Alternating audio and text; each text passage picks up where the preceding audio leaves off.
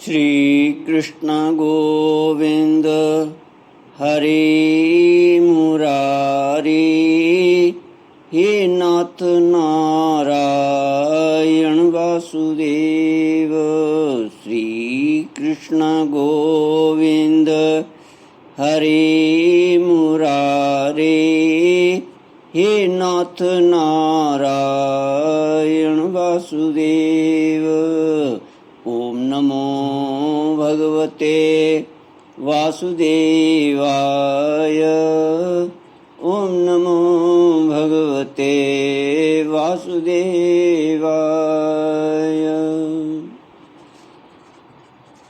कृष्णाय वासुदेवाय हरये परमात्मने प्रणतक्लेशनाशाय गोविन्दाय नमो नमः। सच्चिदानन्दरूपाय विश्वोत्पत्त्यादिहेतवे तापत्रयविनाशाय श्रीकृष्णाय वयं नमः। सच्चित आनंद स्वरूप परमात्मा जो सृष्टि के उत्पत्ति, पालन और संहार करता है तथा जीवों के आध्यात्मिक, आदि दैविक, आदि भौतिक तापों को नष्ट करने वाले हैं, अर्थात जीवों के मानसिक, शारीरिक और भौतिक दुखों को दूर करने वाले हैं, उन श्री कृष्ण भगवान को हम नमस्कार करते हैं। श्री कृष्ण गोविंद हरे मुरारे, हे नाथ नारायण वासुदेव। श्रीमद् भागवत पंचम स्कंद अथ तृतीयोऽध्यायः।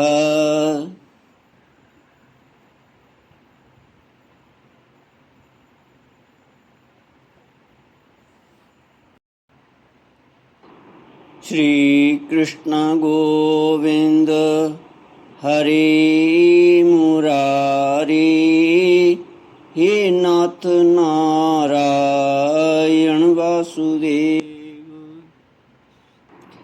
श्री शुक उवाच नाभिरपत्यकामो प्रजया मेरुदेव्या भगवन्तं यज्ञपुरुषमवहितात्मा यजत। तस्य हवाव श्रद्धया विशुद्धभावेन यजतः प्रवर्गेषु प्रचरत्सु द्रव्यदेशकालमन्त्रर्दिग्दक्षिणा विधानयोगोपपत्त्या दुरधिगमोऽपि भगवान् भागवत वात्सल्यतया सुप्रतीक आत्मानमपराजितम् निज जनाभिप्रेतार्थ विधित्सया गृहीत हृदयो हृदयंगमम् मनोनयनानन्दनाययावभिराममाविश्चकार। श्री कृष्ण गोविंद हरे मुरारे, हे नाथ नारायण वासुदेव।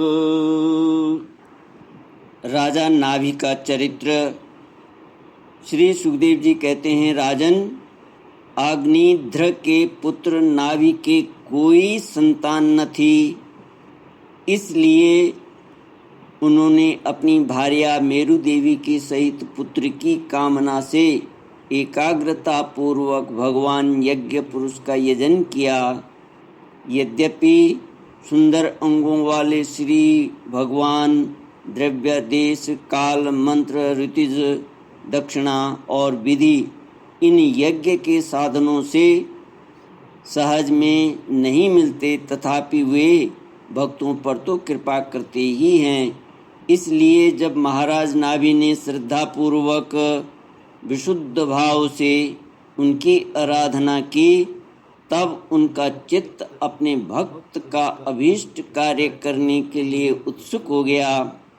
यद्यपि उनका स्वरूप सर्वथा स्वतंत्र है, तथापि उन्होंने प्रवर्ग्य कर्म का अनुष्ठान होते समय उसे मन और नयनों को आनंद देने वाले अवयवों से युक्त अति सुंदर हृदयाकर्षक मूर्ति में प्रकट किया। उनके श्री अंग में रेशमी पीताम्बर था, वक्षस्थल पर सुमनोहर श्री वत्स चिन्ह सुशोभित था, भुजाओं में शंख चक्र गदा पद्म तथा गले में वनमाला और कौस्तुभ मणि की शोभा थी। संपूर्ण शरीर अंग प्रत्यंग की कांति को बढ़ाने वाले किरण जाल मंडित मणिमय मुकुट, कुंडल, कंकण, करधनी, हार, बाजूबंद और नूपुर आदि आभूषणों से विभूषित था। ऐसे परम तेजस्वी चतुर्भुज मूर्ति पुरुष विशेष को प्रकट हुआ देख ऋतिज, सदस्य और यजमान आदि सभी लोग ऐसे आह्लादित हुए जैसे निर्धन पुरुष अपार धनराशि पाकर फूला नहीं समाता। फिर सभी ने सिर झुकाकर अत्यंत आदर पूर्वक प्रभु की अर्घ्य द्वारा पूजा की और ऋतुजों ने उनकी स्तुति की। ऋतुजों ने कहा, पूज्यतम, हम आपके अनुगत भक्त हैं, आप हमारे पुनः पुनः पूजनीय हैं, किंतु हम आपकी पूजा करना क्या जाने, हम तो बार बार आपको नमस्कार करते हैं। इतना ही हमें महापुरुषों ने सिखाया है। आप प्रकृति और पुरुष से भी परे हैं। फिर प्राकृत गुणों के कार्यभूत इस प्रपंच में बुद्धि फंस जाने से आपके गुणगान में सर्वथा असमर्थ ऐसा कौन पुरुष है जो प्राकृत नाम रूप एवं आकृति के द्वारा आपके स्वरूप का निरूपण कर सके। आप साक्षात परमेश्वर हैं। आपके परम मंगलमय गुण संपूर्ण जनता के दुखों का दमन करने वाले हैं। यदि कोई उन्हें वर्णन करने का साहस भी करेगा तो केवल उनके एक देश का ही वर्णन कर सकेगा। किंतु प्रभु, यदि आपके भक्त प्रेम गदगद वाणी से स्तुति करते हुए सामान्य जल, विशुद्ध पल्लव, तुलसी और दूब के अंकुर आदि सामग्री से ही आपकी पूजा करते हैं तो भी आप सब प्रकार संतुष्ट हो जाते हैं।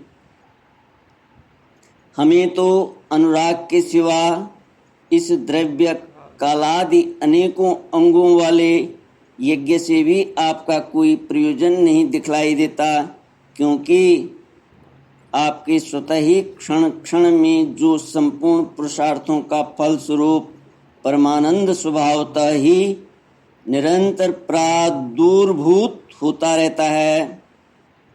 आप साक्षात उसके स्वरूप ही हैं। इस प्रकार यद्यपि आपको इन यज्ञ आदि से कोई प्रयोजन नहीं है, तथापि अनेक प्रकार की कामनाओं की सिद्धि चाहने वाले हम लोगों के लिए तो मनोरथ सिद्धि का पर्याप्त साधन यही होना चाहिए। आप ब्रह्मादि परम पुरुषों की अपेक्षा भी परम श्रेष्ठ हैं। हम तो यह भी नहीं जानते कि हमारा परम कल्याण किसमें है, और न हमसे आपकी यथोचित पूजा ही बनी है। तथापि जिस प्रकार तत्वज्ञ पुरुष बिना बुलाए भी केवल करुणावश अज्ञानी पुरुषों के पास चले जाते हैं, उसी प्रकार आप भी हमें मोक्ष संज्ञक अपना परम पद और हमारी अभीष्ट वस्तुएं प्रदान करने के लिए अन्य साधारण यज्ञ दर्शकों के समान यहाँ प्रकट हुए हैं। पूज्यतम, हमें सबसे बड़ा वर तो आपने यही दे दिया कि ब्रह्मादि समस्त वरदायकों में श्रेष्ठ होकर भी आप राजऋषि नाभि की इस यज्ञशाला में साक्षात हमारे नेत्रों के सामने प्रकट हो गए हैं। हमारे नेत्रों के सामने प्रकट हो गए। हम अब हम और क्या वर मांगे। प्रभु, आपके गुण गणों का गान परम मंगलमय है। जिन्होंने वैराग्य से प्रज्वलित हुई ज्ञानाग्नि के द्वारा अपने अंतःकरण के राग द्वेष आदि संपूर्ण मलों को जला डाला है, अतएव जिनका स्वभाव आपके ही समान शांत है, वे आत्माराम मुनिगण भी निरंतर आपके गुणों का गान ही किया करते हैं। अतः हम आपसे यही वर मांगते हैं कि गिरने, ठोकर खाने, छींकने अथवा जम्बाई लेने और संकट आदि के समय एवं ज्वर और मरण आदि की अवस्थाओं में आपका स्मरण न हो सकने पर भी किसी प्रकार आपके सकल कलिमल विनाशक भक्त वत्सल दीन बंधु आदि गुण द्योतक नामों का हम उच्चारण कर सकें। श्री कृष्ण गोविंद हरि मुरारी, हे नाथ नारायण वासुदेव। इसके सिवा कहने योग्य न होने पर भी एक प्रार्थना और है। आप साक्षात परमेश्वर हैं। स्वर्ग अपवर्ग आदि ऐसी कोई वस्तु नहीं है जिसे आप न दे सकें। तथापि जैसे कोई कंगाल किसी धन लुटाने वाले परम उदार पुरुष के पास पहुंचकर भी उससे भूसा ही मांगे, उसी प्रकार हमारे यजमान ये राजऋषि नाभि संतान को ही परम पुरुषार्थ मानकर आपके ही समान पुत्र पाने के लिए आपकी आराधना कर रहे हैं। यह कोई आश्चर्य की बात नहीं है। आपकी माया का पार कोई नहीं पा सकता और न वह किसी के वश में ही आ सकती है। जिन लोगों ने महापुरुषों के चरणों का आश्रय नहीं लिया है, उनमें ऐसा कौन है जो उसके बस में नहीं होता। उसकी बुद्धि पर उसका पर्दा नहीं पड़ जाता और विषय रूप विष का वेग उसके स्वभाव को दूषित नहीं कर देता। देवदेव, आप भक्तों के बड़े बड़े काम कर देते हैं। हम मंदमतियों ने कामनावश इस तुच्छ कार्य के लिए आपका आह्वान किया, यह आपका अनादर ही है। किंतु आप समदर्शी हैं, अतः हम अज्ञानियों की इस धृष्टता को आप क्षमा करें। श्री सुखदेव जी कहते हैं, राजन, वर्षाधिपति नाभि के पूज्य ऋतुजों ने प्रभु के चरणों की वंदना करके जब पूर्वोक्त स्तोत्र से स्तुति की, तब देवश्रेष्ठ श्री हरि ने करुणावश इस प्रकार कहा। श्री भगवान ने कहा, ऋषियों, बड़े असमंजस की बात है। आप सब सत्यवादी महात्मा हैं। आपने मुझसे यह बड़ा दुर्लभ वर मांगा है कि राजऋषि नाभि के मेरे समान पुत्र हो। मुनियों, मेरे समान तो मैं ही हूँ, क्योंकि मैं अद्वितीय हूँ। तो भी ब्राह्मणों का वचन मिथ्या नहीं होना चाहिए। द्विजकुल मेरा ही तो मुख है, इसलिए मैं स्वयं ही अपनी अंश कला से अग्निध्र नंदन नाभि के यहाँ अवतार लूँगा, क्योंकि अपने समान मुझे कोई और दिखाई नहीं देता। श्री सुखदेव जी कहते हैं, महारानी मेरु देवी के सुनते ही उसके पति से इस प्रकार कहकर भगवान अंतर्धान हो गए। विष्णुदत्त परीक्षित, उस यज्ञ में महर्षियों द्वारा इस प्रकार प्रसन्न किए जाने पर श्री भगवान महाराज नाभि का प्रिय करने के लिए उनके रनिवास में महारानी मेरु देवी के गर्भ से दिगंबर सन्यासी और ऊर्ध्वरेता मुनियों का धर्म प्रकट करने के लिए शुद्ध सत्व में विग्रह से प्रकट हुए। श्री कृष्ण गोविंद हरि मुरारी, हे नाथ नारायण वासुदेव। इति श्रीमद्भागवते महापुराणे पारमहंस्यां संहितायां पंचमस्कन्धे नाभिचरिते ऋषभ अवतारो नाम तृतीयोऽध्यायः।